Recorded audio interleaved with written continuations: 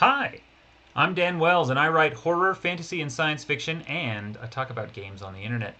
Today I'm going to talk about Fate, but specifically Fate Accelerated, which is the newest edition of Fate. Fate is, at this point, a classic RPG, and one of, in my opinion, one of the ones that really started the movement towards narrativist rather than gamist or simulationist storytelling. Fate is just a really great system. I'm currently GMing a Dresden Files campaign using Fate Accelerated, and it is a blast. So anyway, let's talk about Fate. Let's take a look at this. Boom. Here we go. So Fate is very simple, and I can show you some things in it, but really, just talking about it, first of all, it is entirely setting agnostic. It is um, one of these all-comers role-playing games like Savage Worlds or GURPS that has a basic storytelling engine that you can apply to any setting and any type of story. And one of the engines inside of it, one of the things that makes it work, are Fate dice, or Fudge dice. Was originally called Fudge, I think, before I got into it, so I might be wrong about that. But every roll in the game is handled by rolling 4 Fate dice. And the Fate dice have 2 sides marked with a plus, 2 sides marked with a minus, and 2 sides that are blank. And so you will roll them and you will get this really pretty bell curve anywhere from -4 to +4, right? With, any kind of other numbers in the middle. And what you do, let's see if we can find a character. Here is a character, Reth of the Andrali Resistance. Okay, so everybody has, we're going to start with approaches. There are these different kind of attributes, the things that you are good at as a person. And I've seen different editions of the game have different ones. Dresden Files Accelerated uses a different ones in this, but for the purposes of this review, the approaches are careful, clever, flashy, forceful, quick, and sneaky, right? 6 things that kind of cover most situations. So if you are going to try to do something sneaky, well, how good are you at being sneaky? Average, +1. On the other hand, this guy is +3 to forceful. If he's going to try to be clever about something, he's only a +1.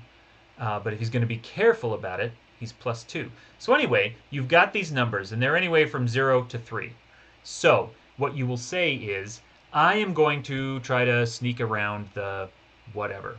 And then you will roll the dice, and you decide what your approach is. In this case, it would be sneaky.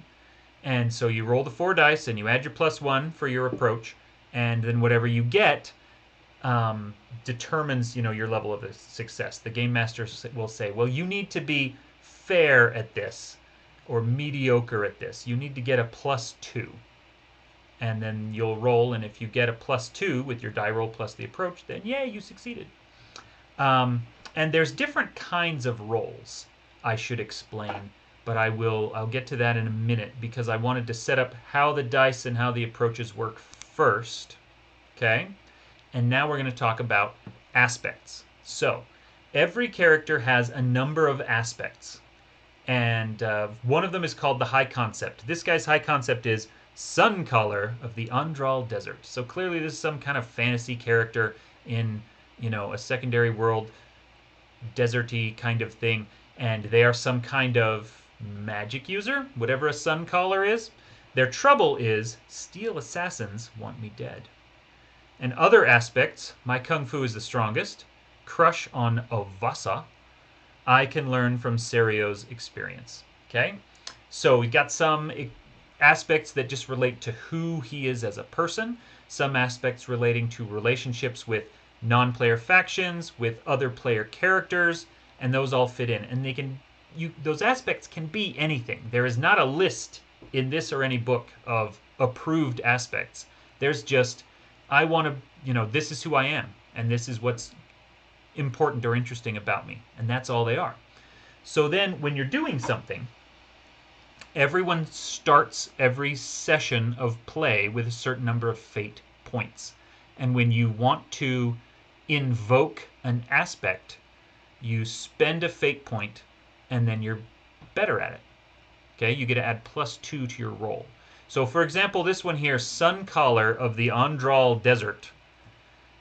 If this character, Reth, is going to try to do an action, and being a Sun Caller of the Andral Desert would make that action easier, then they spend a fate point, they invoke that aspect, and suddenly they're better at it. And anyone, the game master or the players, can compel an aspect of somebody else, which also involves spending some points. So if I'm the game master and I'm like, well, you're attempting to do this thing, but because you're a Sun Caller of the Andral Desert, it's going to be harder. Ha ha ha. I can compel your aspect, and I have to spend a fate point. And if you accept that compel, then you get to keep the fate point for yourself and then spend it later on something else. And then you get a penalty on your roll, or you get forced to do something. I don't know what a Sun Caller is, but let's say that in this game, Sun Callers have a very specific goal in life. They're on a mission to do something. And so you get into a situation and all the players are like, oh, we do not want to mess with this bad guy. This is going to end poorly. It is tactically foolish to attack right now. And then the game master can say, hey, Reth, you're a Sun Caller of the Andral Desert. There's no way you would back down from this fight. You want to take this guy out right now, and compel that aspect. And so what the aspects do is this wonderful little interplay between the players and each other and the game master, where the aspects become these really powerful storytelling tools. And this might not sound like they're as strong as they really are when I'm describing them. Something like here, Crush on Avasa. Well, if you get into combat and someone is attacking Avasa, you can absolutely invoke your aspect to step in and help in some way. Alternately, the game master can say, oh, you know what, you've got a crush on Avasa, so you're going to make this other tactically foolish decision in order to pursue that crush. And the player will be like, okay, you're right. Also, if Avasa is another player character, then that player can say, you know what, I'm going to compel this. You have a crush on me, so in our argument that we're having as a party, we're trying to decide which road we should go down. I'm going to compel that aspect, and you're going to side with me. And so there's just so many different ways that those aspects can step in and change the game. Now, this is where we get back to the types of roles that they are, because one of the roles is just, attacking. One of the roles is called Overcome, which means you're going to try to, you're going to solve a problem, you're going to guess a thing, you're going to, overcome a conflict. But then one of the others, and in my opinion, the most fascinating type of role, is just called Create Advantage, which lets you add a new aspect to the scene. Okay? So you as a character are going to be, you come into a situation and someone's running away, and then you have the chance to say, well, I'm going to create an aspect that will trip him. Okay?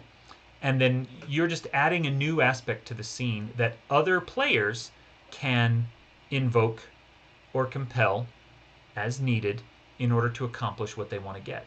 So, you know how in a lot of games, let's say Dungeons and Dragons, for example, somebody's like, I'm going to intimidate this person. And then another player say, well, I'm going to help, because then he gets advantage. And then you have to say, well, okay, well, how are you going to help? Well, I'm going to stand in the background and I'm going to flex my muscles. I'm going to look really scary so that the guy's more likely to be intimidated by my buddy. And the way Fate handles that instead is that one character says, well, I'm going to create an advantage. And my approach is going to be flashy. I'm going to pull out my gun and I twirl it around and do all those high noon sharpshooter things and stick it back in my holster. And If I succeed at that, then now I've created a new advantage. I've added an aspect to the scene that says, this guy is kind of spooked by, my casual flair with a gun. Um, or, instead, maybe I am going to use this forceful because he's got a +3 in it. So I'm going to create an advantage in which I'm just going to stand there and flex. I'm going to crack my knuckles. Maybe I'm going to, break something in half just to show I mean business. And then if I succeed at that roll, I've created a new advantage that then the next guy can invoke, and maybe he's much better with clever, so he's going to try to convince this NPC to do something. But because I've created an advantage through intimidation, now he can influence him much more directly and much more successfully because he can invoke that aspect I created and get a +2. So all put together, Fate Accelerated is a really quick, really, really narrative game. There are stunts in the game. So, for example, this says Stance of the Defiant Sun. Because I have perfected the Stance of the Defiant Sun, I gain a +2 to forcefully defend in hand-to-hand combat. The stunts allow you to do things that you couldn't otherwise do. I actually think that most stunts would be more valuable just as aspects. You could almost play this entire game with no stunts at all and still have the amazing stuff. So, for example, if you just had Stance of the Defiant Sun as an aspect, then anytime you need that for storytelling, you have it. And then other people can also compel it against you because of some other reasons. Think about Star Wars, for example. Let's say that Han Solo is a Fate Accelerated character. Okay? He might have a stunt that says, the Millennium Falcon is the fastest ship in the galaxy.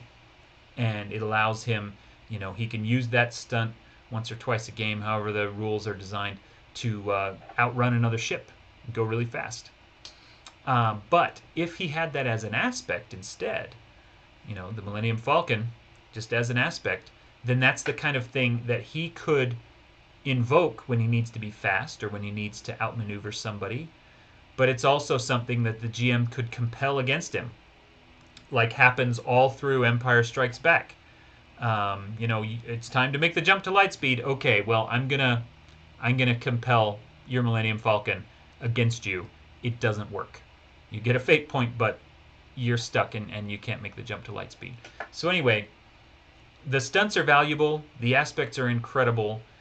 And I'm mostly just talking in circles now just to point out the many different ways in which this system works and in which this system enables you to tell really cool stories. This character here, this is a full character sheet. All you need are a handful of aspects, some approaches, and then maybe a stunt or two if you really want one. And that's everything you need, and you can tell really great stories. I am absolutely loving the Dresden Files campaign that I am running right now using Fate Accelerated rules. And I strongly encourage you to check this out. The Fate Accelerated rules are, I think, actually free. They're up on DriveThruRPG, or they were a few months ago, last time I checked. They were up on DriveThruRPG as a pay what you want. So, don't just download it for free. Throw them some money. But check them out. Get this rule set. I think the cover of this PDF that I have says only $5. This is an unbelievable value for $5. The variety, the ability, the variability, the different things you can do with this as an RPG game engine are absolutely astonishing. It can handle, like I said, any setting, any type of story. You can use Fate for fantasy, for science fiction, for a horror game, for an adventure game, for a vampire game. Some friends and I were talking about the TV show What We Do in the Shadows. I'm actually running a What We Do in the Shadows game using Vampire the Masquerade mostly because I think it's funny. But you could tell an incredible What We Do in the Shadows campaign with Fate Accelerated because of the compels, because of the ability to use people's personality flaws against them and force them into weird, bad situations. So, anyway, there's so much you can do here. I keep saying powerful. It is an incredibly powerful game engine. So, Fate Accelerated, super awesome. I encourage you all to check it out. So, anyway, thanks for watching. I am Dan Wells. You are awesome. And I'll see you on my next review.